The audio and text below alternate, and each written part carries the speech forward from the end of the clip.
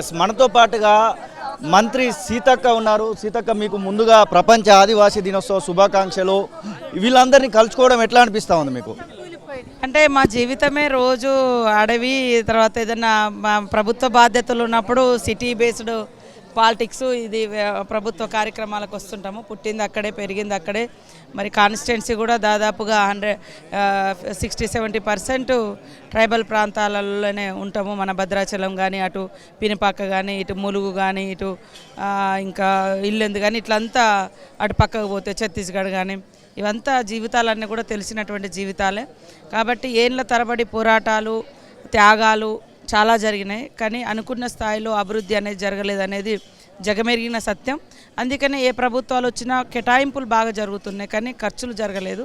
కానీ బడ్జెట్ అంటే బతుకులు తెలిసినటువంటి వ్యక్తిగా అనేక సార్లు మన రేవంత్ రెడ్డి గారు కూడా ఆదివాసీ ప్రాంతాలు కావచ్చు, గిరిజన ఇతర తండాలు కావచ్చు, దళిత వాడలు కావచ్చు, అన్నీ కూడా తిరిగినటువంటి వ్యక్తిగా, మరి అదేవిధంగా బట్టి విక్రమార్క గారు కూడా బోత్ నుంచి ఒక పిప్రి అనేటువంటి గ్రామం నుంచి పాదయాత్ర చేసి ఉమ్మడి ఆదిలాబాద్ నుంచి చేసిండు.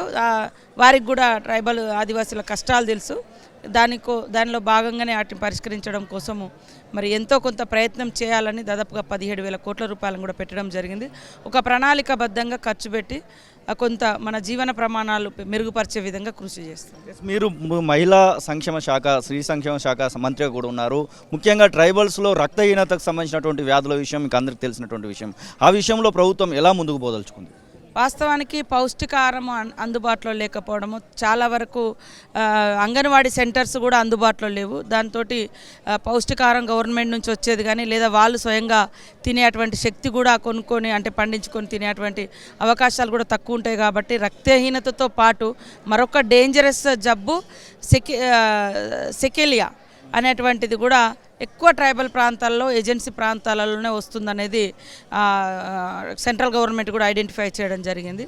అది కూడా ఒక మేజర్ ప్రాబ్లంగా ఉంది. కాబట్టి స్పెషల్ ఫోకస్ వైద్యపరంగా, విద్యాపరంగా, వ్యవసాయపరంగా మనము ఫోకస్ పెట్టాల్సిన అవసరం ఉంది. తద్వారా వాళ్ళ కొంత ఆహార పంటలు పండించుకుంటారు. అదేవిధంగా వైద్యాన్ని కూడా అందుబాటులోకి తీసుకెళ్తే కొన్ని జబ్బుల నుంచి కూడా వాళ్ళు బయటపడతారు. ఆ విధంగా కృషి చేయాలని మన ప్రభుత్వం కూడా. పంచాయతీరాజ్ శాఖ మంత్రిగా కొనసాగుతూ ఉన్నారు. అంగన్వాడీల విషయంలో చాలా వరకు ఖాళీలు కనబడతా ఉన్నాయి. ఆ యొక్క ఫిలప్ కోసం ఏమైనా ప్రయత్నాలు జరుగుతున్నాయి అనుకోవచ్చా? తప్పకుండా. ఇప్పుడు రాబోయే కాలంలో ఒక 17,000 ఉద్యోగాలను మేము ప్రకటించబోతున్నాము, ఇవ్వబోతున్నాము. ఖాళీలు ఉన్నాయి. అదేవిధంగా కొత్త అంగన్వాడీ సెంటర్స్ కూడా అవసరం ఉంది. అది కొంత సెంట్రల్తో ముడిపడి ఉంది కాబట్టి ఆ దిశగా కూడా సాధించడం కోసం అంతా లిస్ట్ అవుట్ చేసుకొని ఈ మధ్యకాలంలో సెంట్రల్కి సంబంధించినటువంటి మినిస్టర్స్ని కూడా కలుస్తాం, కొత్త వాటిని. అదేవిధంగా పాత వాటి అన్నీ కూడా మన స్థాయిలో అయ్యేటి మేము కూడా ఫిలప్ చేస్తాం. మంచి పౌష్టికాహారం అందించే విధంగా ఎప్పటికప్పుడు మానిటరింగ్ చేస్తున్నాం.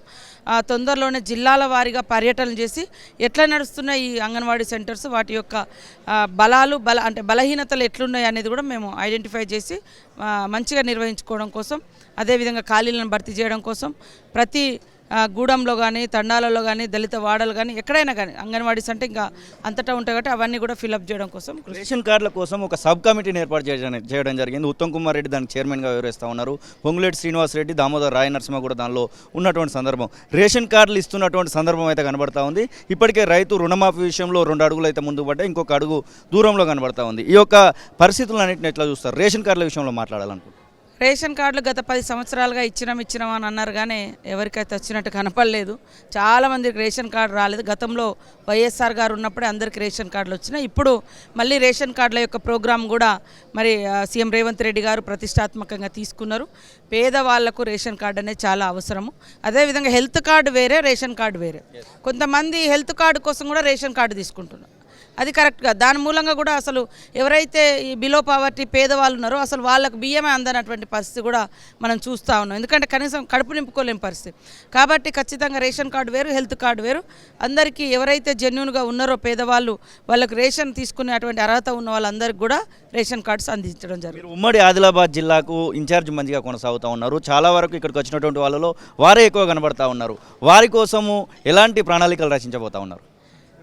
ఇప్పటికే మా బట్టి విక్రమార్క గారు కూడా స్పెషల్ ఫోకస్ పెట్టారు. సీఎం గారు కూడా 2 సార్లు రావడం జరిగింది. వారు కూడా ఆ ప్రాంతం నుంచి మరి చాలా అంటే ఇబ్బందులు ఉన్నాయని అవన్నీ కూడా ఏ ప్రాజెక్టులు అయితే ఒప్పుకున్నామో అవన్నీ కూడా ఇవ్వాలని ఆలోచనతో ఉన్నాడు.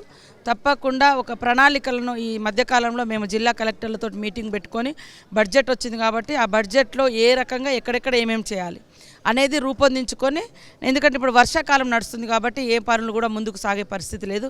మా పబ్లిక్ కూడా ఇంతో అంత వ్యవసాయంలో బిజీగా ఉంటారు. మనం పనులు మొదలుపెట్టినా కూడా అవి నడిచే పరిస్థితి లేదు కాబట్టి అక్టోబర్ నుంచి వీటన్నిటికి కూడా మంచి ప్రణాళిక చేసుకొని వర్క్ స్టార్ట్ చేసుకుంటాం. చివరగా హోంమంత్రి సీతక్క అనేటువంటి మాటలు వినబడతా ఉన్నాయి.